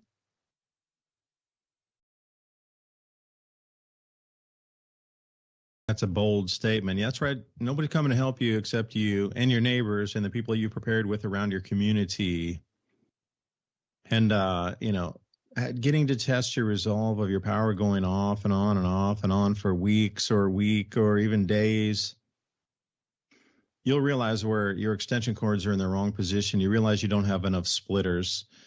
You're just going to realize a lot of things, like you might need some battery backups in case your power goes out, and gives you enough time to, because in the power outage, if you're running your computer, boom, it just turns off unless you have one of those things on the wall that gives you an extra 15 minutes of battery power to then be able to start the generator and plug it in. It'll be a learning curve, how to keep your pipes warm. During that Texas time, how many tens of billions of dollars were done in damage from freezing pipes in the houses. Well, this will affect far more states. You're going to be looking at catastrophic insurance claims, like the most ridiculous amounts of homeowner insurance claims. Now, will that perpetuate again, where then insurance companies will raise your rates, and the insurance company might look at this as one giant feeding fest where, all right, if you claim on your pipes, we're going to double your rate. And then, a lot of people are already at the edge of being able to pay for home insurance, property taxes, food costs, et cetera. And then all of a sudden your homeowner's insurance doubles. Then what? It seems like everybody's getting pulled and pushed and, taking advantage of situations. And then insurance companies are no different than governments. Come on, don't delude yourself. Lawyers are no different either. If you're a lawyer out there, any attorneys listening, your profession has a bad reputation of vultures within it. Not everyone, obviously, but it seems a large share. Right along with corporate bankers. There's a lot of vultures in that group. There's some that want to do good with the money and really try to change society. But on an overall basis, no. Greed rules the roost. And you mentioned Taiwan earlier, and I was looking through market news feed as we were talking there. Taiwan Defense Ministry, 5 Chinese balloons entered the defense zone in the last 24 hours. And that was at 2:47 p.m. That's their time in Taiwan versus East Coast time. Remember, there's a 12-hour time difference. So things like that are changing a little bit. You know, the idea of we or Taiwan not being involved in any of this. Suddenly you got all these all those balloons all over the place over there. Now the Houthis have issued a new statement that they're saying, here we go, this is a new statement just came out of the Houthis. So breaking news for everybody here. A senior Houthi member, they don't even give the person's name. That's what I don't like, to read these too much and really, take it with a grain of salt, because they didn't give. A senior Houthi member should have a name associated with them because they're a senior member of that faction group, whatever you want to call them, has said that their group, the Houthis, will burn American battleships and bases, and we will confront America, kneel it down, burn its battleships and all of its bases, and everyone who cooperates with it, no matter what the cost. Okay, thanks for that. But then it does continue here. That coming off the Telegraph, suddenly a new article just released. Wow, isn't that interesting? Right after all of this is happening, this is at 4:21, which would have been 1 hour earlier and 1 or 2 hours after the strikes started. Telegraph releasing this: women are the solution to the armed forces recruitment crisis. Convenient timing on that. Like everybody's going to be searching the news tomorrow, and then they plugged this one straight into the feed along with all the war coverage. Women are the solution to the armed forces recruitment crisis. He says that half of society is women, but they hardly serve in the army. But there's an objective reason for this. Okay, well, yeah, I don't want to, pick up 90-pound packs and go through the mud and be cold and stuff. That's probably one of the reasons why. So currently they're saying that women only make up 11% of the fighting force in the UK, but they want to bring that up to something around double of that. There's a lot of scandals, obviously. And also, here's another one that's coming off the same news feed. We didn't even talk about this. Well, you did. You touched on it briefly, Ransom, for like a second there. The tanker seized by the Iranians. Turns out that originally it was an Iranian tanker that was carrying crude that was seized by the Americans because of, quote unquote, breaking sanctions. So the Iranians basically took back their own tanker that the Americans stole from them. Or if you're looking at it the American view, the Iranians stole back their own tanker, which is pretty interesting. They had, followed this. The original name was the Suez Rajan, originally belonged to a Greek company, was chartered by the Iranians. However, when they were transporting cargo, the Americans seized the commercial ship in the Red Sea, and then it obviously belongs to somebody else now because of the seizure with the sanctions. Well, Iran was able to track this ship for quite some time and be like, yo, bro, that's our ship. We're taking it back. So they ended up seizing their own tanker back after the Americans had seized it from them first. So, the news pivot around this one is very much just one-sided. Oh, the Iranians seized a tanker. Yeah, but it was loaded with oil, so they lost over 100,000 tons of oil in the original U.S. seizure of that tanker. Well, the Iranians just seized that tanker back, their own original tanker, full of oil. So I guess it was a tit for tat. You steal our tanker full of oil, we're going to steal our own tanker back full of oil, and we'll all call it even on the transaction there. This is the way it looks, and that's as bizarre. It really is bizarre as that sounds. That's truly what's happening. And now all the images are coming out on your social media feeds about the British strikes on Yemen. Oh, you know how they're trying to say now U.S.-British strikes, but wait, I thought Canadians are in there, and Netherlands was in there, and they're only showing U.S.-British strikes. Where are the Canadian strikes? Where are the Netherlands strikes? It's a bunch of BS. They're calling it a coalition, but it's not. I want to see the footage of the Canadian strikes. Oh, wait, there is none. Sorry. Which brings me to Robusta beans. Anybody out there, coffee fans? Wake up, wake up. I forget, I saw this guy who's a DJ had like a gold microphone. And he's like, wake up. Super classic. I got to send you, Ransom, that. You'll be laughing when you see that. It's about got to get up, got to get up. Need the coffee, need the Robusta. Anyway, you're looking at 12-year high. Yeah, do you know that one? You know that you've seen that one where he goes, get up. Yeah, absolutely. Hey, Robusta prices are going up 12-year highs, and they're expected to go even higher now with all these disruptions coming out of Indonesia and Vietnam. So everywhere we look, not only is it the olive oil, but now it's the coffee prices and all of this, so I easily tag up one thing.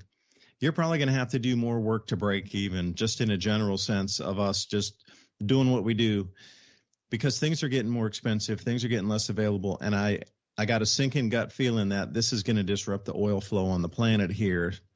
So, what is your plan B? What happens if gasoline goes to $8 or $10 a gallon? Then what? I mean, a lot of businesses will close, you're right. But then what about you as the personal individual listening to this broadcast tonight? What is your plan B if gasoline reaches 10? What's your plan C if it goes to 20? What happens at that point? Generators run until they don't. I got 30 gallons for my extra generator.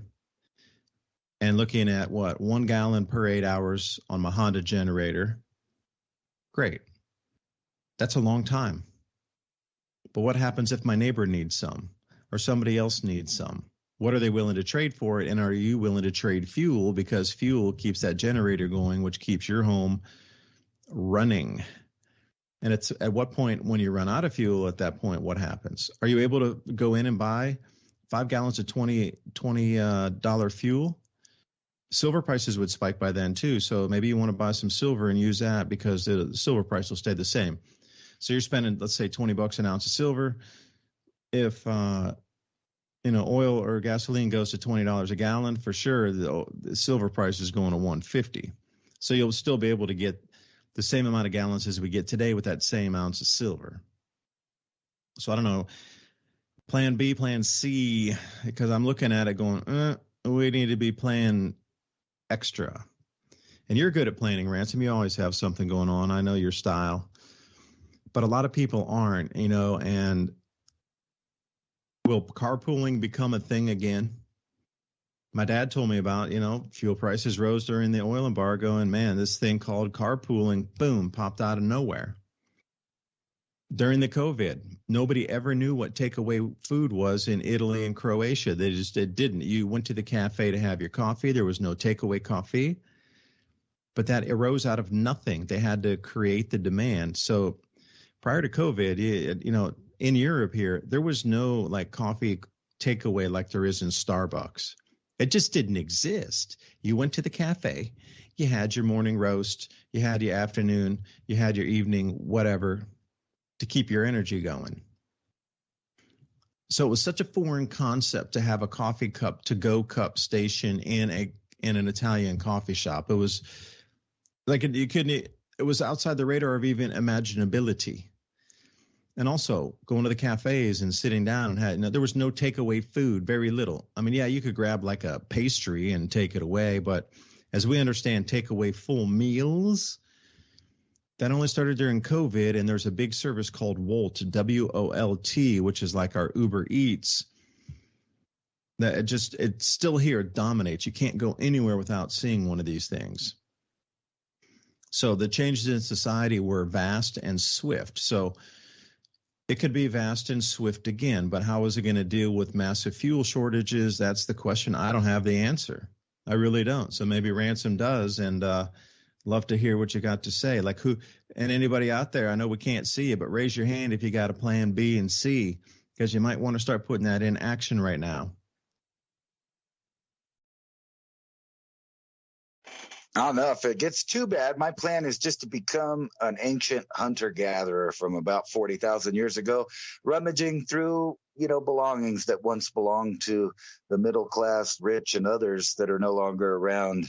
I hope it never gets to that. my plan is to keep doing what I've always been doing, which is to live on little.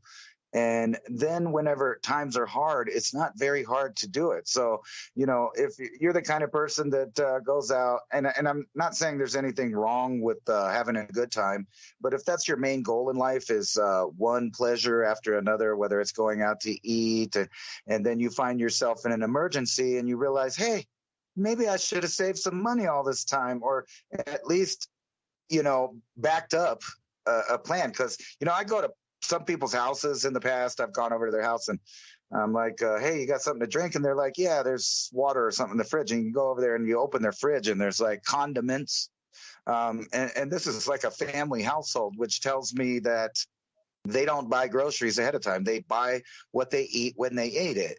And I'm wondering how many families are now converted over to this just-in-time style of shopping for their house, because it's one thing to have it in business, which leads to supply shortages if anything happens, because it's not there in time anymore if something happens.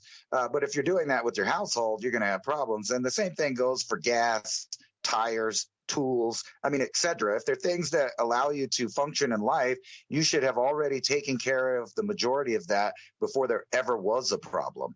And unfortunately, millions of people are just not like that. They're so stuck on the corporatized purchasing idea of life.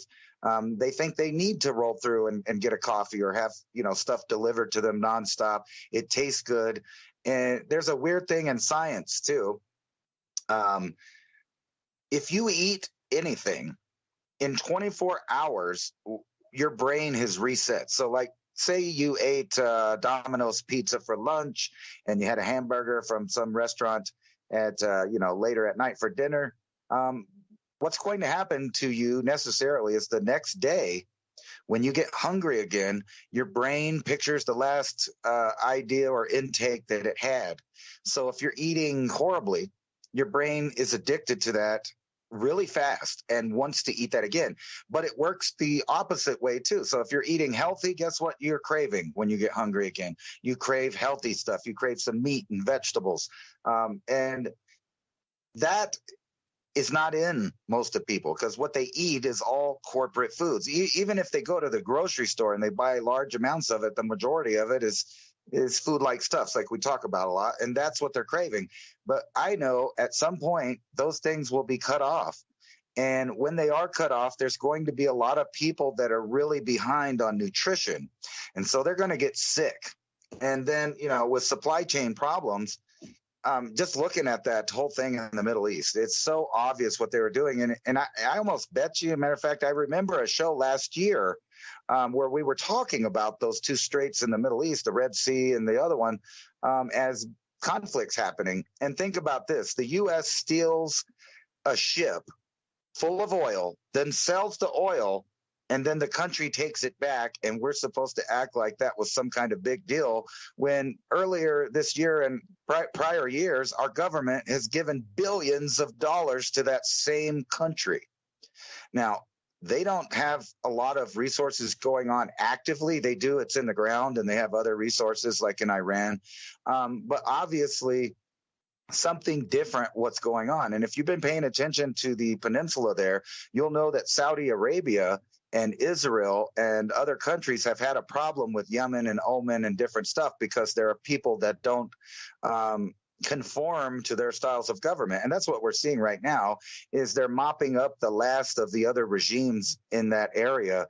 And when it's over, you're only going to have a few players, probably a newly formed Iran and Saudi Arabia, Dubai, Qatar, that little conglomerate of rich nations that always do business with both sides. If you pay attention to them, they do business with the U.S., they'll do business with Russia and China. They don't care. And that's why they have all of these mega cities built out in the middle of the desert, while on the other end of that same desert, people are starving, people are hungry, people are homeless. So they become rebels. And I'm not saying what they're doing is wrong in any way, shape, or form, but that's part of the reason that there's piracy, and it's so easy to, accumulate what one government is calling a terrorist, the other one's calling it a group, whatever their name is. And weirdly, if you remember, Trump named this group a terrorist organization. And when Biden got in office, he removed them from that, which means that we were not paying attention to them as much. And now all of a sudden we're about to start bombing those same people. This is going to spread all through that region. And there are several players that have plans for the area, and none of them are going to strengthen or help the United States. That's why I wonder why it's us again and the UK that are using their military might to take care of problems that have nothing to do with the nations that are using the military now. And that goes back into what we were talking about before. The world and our country specifically is getting in tune with the fact that we're having wars for no reasons. So they're not having the same number of people feeling patriotic going and enlisting. So, you know, and it's bizarre. And I don't want to get into this too far, but it's bizarre that they changed their recruiting tactics to get people that normally wouldn't join the military to join the military, which makes others in the military uncomfortable. And then at the same time demonize certain groups and then wonder why they're not joining.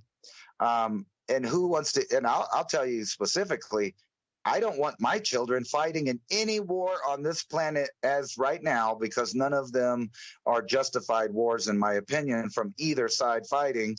And why should my children go around the world and die for things that have nothing to do with us here? The only thing that it remotely has something to do with here is in an economic way, the prices of things. Yeah, it's horrible, but are you okay with your country starting a bunch more wars and giving you economic problems to supposedly have a better future in the future? It's all a sham. And, you know, the only people that ever make out in these conflicts are these, you know, big companies, the contractors, the banking. They make money from destroying it. They make money from rebuilding. And when you look at places like Africa and other places that we've dumped trillions of dollars into, and then look at those countries now, they didn't do anything with the money. I don't know where it went or who got it, but, you know, some people got new cars. And as in the case of Ukraine, people spend a lot of money on hookers, cocaine, and brand new cars, but they're still losing the war. And now that, speaking of Ukraine, now that they've killed all their young people, they want ours to go fight. And I say no. I say no. I'm going to opt out. I want my children to opt out if they choose to, and I don't want any part of it. So I'm going to start my own breakaway civilization. I have a question. I'm going to ask you a question. Why is China not concerned about global warming, or why isn't China concerned about global warming there, Ransom? Do you have an answer? Yeah, it's the same reason insurance companies keep insuring condos and multi-million-dollar hotels along coasts that are supposedly going to be sinking from sea level change. The reason that they don't care is because they know it's nonsense. They know it's designed to destroy the Western world, which is in their benefit. And they know that a petroleum-based economy and all of these things are what's going to build their empire, which is what's been building their empire all of this time. That's why there's no regulations on them from the world. They have as many coal power plants as they want. They'll burn as much fossil fuel as they want because they know that it's a global scam that's working in their benefit. They're already communist. Of course, they don't need to be tricked into being communist. That's right. That's the answer. They're already communist. They already have a communist government. Good answer, man. That's it. The scam is on the rest of the world that they're trying to take us into global communism across the entire planet under this guise of global warming.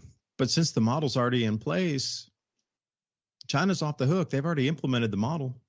So what are these other communist nations that have very close to Chinese model that aren't being called out for pollution or CO2 emissions? There's got to be a list of them.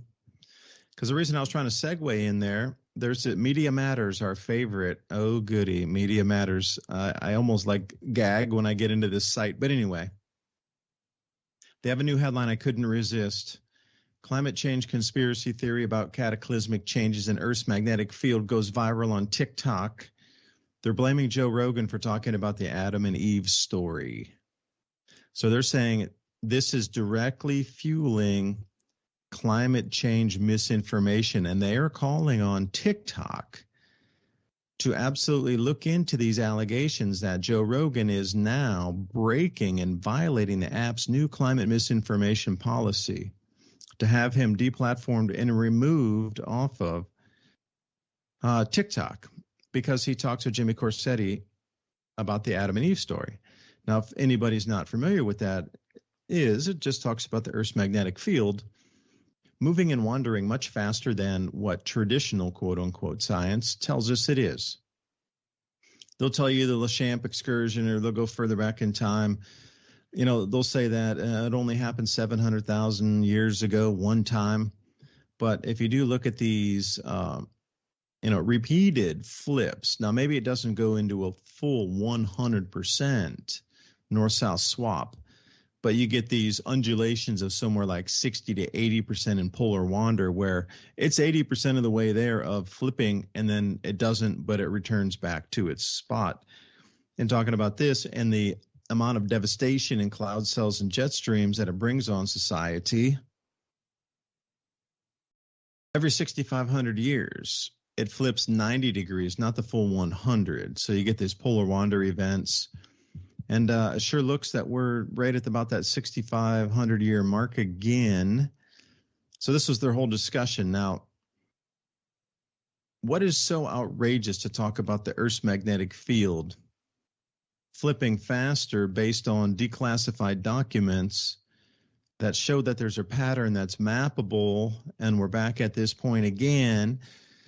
So is it the magnetic field excursion that's bringing on what is considered grand solar minimum effects of out-of-place jet streams and cloud cells? And they're saying, well, no, this polar reversal thing, it takes thousands of years, not just days. Now, you can't listen to these two guys talk, is basically what they're saying. So even as we go through, the narrative is there. They have to keep pushing it because we're not a communist nation yet. As soon, Canada's real close to being fully overtaken and communist policies implemented with roundups, et cetera. I mean, look what they did with their people with the trucking strike, and what they're doing with debanking individuals and the loss of speech of any type, unless it's 100% with the narratives. I mean, the Western nation, the two that are closest to moving over to communism right now would be Canada. Well, actually three, Australia and New Zealand. They are absolutely compromised and moving into that type of communist system. Now, you notice the closer you get to the communist system, the more they're pushing the global warming and the whole climate change agenda onto the citizens of the country. Have you noticed that? There's a direct correlation. The closer they get to socialism/communism, the more requirements are for the non-usage of power to bring the people back into a very substandard lifestyle, which is basically communism. So, the implemented policies, and where does it start? I'm trying to wrap this back. It wraps back into these local elections. And if you're going to try to make change on the global level, you need to start at the local elections, because a lot of these directives and mandates that are put forth by the World Economic Forum are implemented at the local levels first. So then there's no culpability, like we didn't do it as in that. No, the American government didn't make you do that. But it sits that, these layers of disconnect are stark, but they're all running toward the same programs. So how many of you been to your local town hall meetings? Have you gone in and sat on any sessions? Do you even know who your politicians are? Like, what are they talking about in their meetings? You'd be surprised at what they're bringing global governance down into your neighborhood, because they've been elected and they're being paid to implement. And the more they implement these ESG and global warming policies, nobody's in there to push back on it. Like, they would be terrified of me in the beginning until they would try to have me removed. And I'm saying moved out of that city, probably by knowing the police or knowing the sheriffs and causing problems, because I was upsetting the apple cart in the local area, because they dominate these. TVA is just a perfect example of moving over to a socialist system to cut power, reliable power, all based on a fictitious lie as these ice ages come and go, that we have more power than the ice age to change our climate, is just the most smug, ridiculous, concept for us. And then to discount that magnetic excursions will have any change on the weather either, in addition to the sun, that it's only human driven and it's only cow driven. You start to look at this, and this moves us into communism. And when you get there, then what do you have?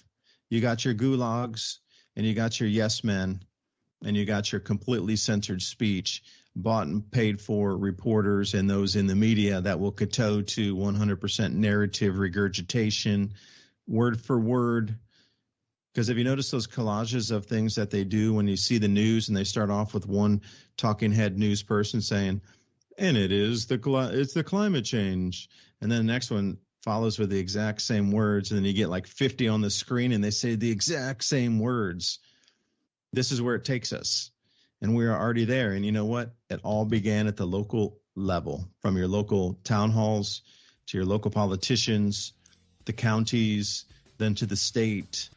So if you're going to make anything happen, we're going to have to start at the local level first. So I encourage everybody to go out there and join your local government's meeting, wherever form or shape it takes, and see what they're talking about. This is where it starts, locally. Please avoid communism at all costs. It sucks. Anyway, thanks for listening to us. David DuByne, Ransom Godwin signing out. We'll see you next week. Many Ice Age Conversations. Signing off. Bye for now.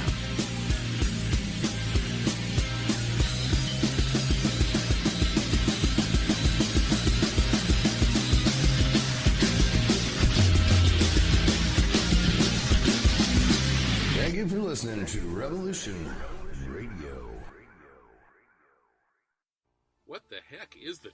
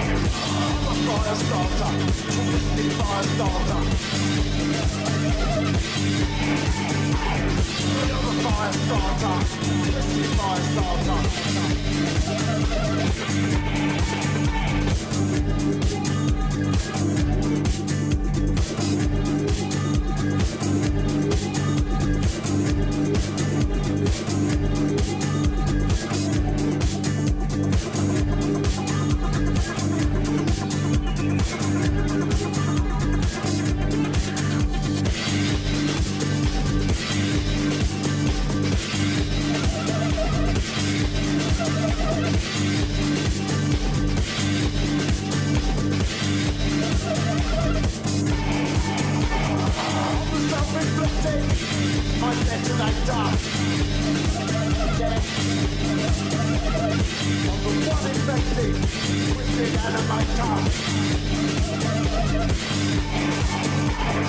a fire starter, twisted fire starter.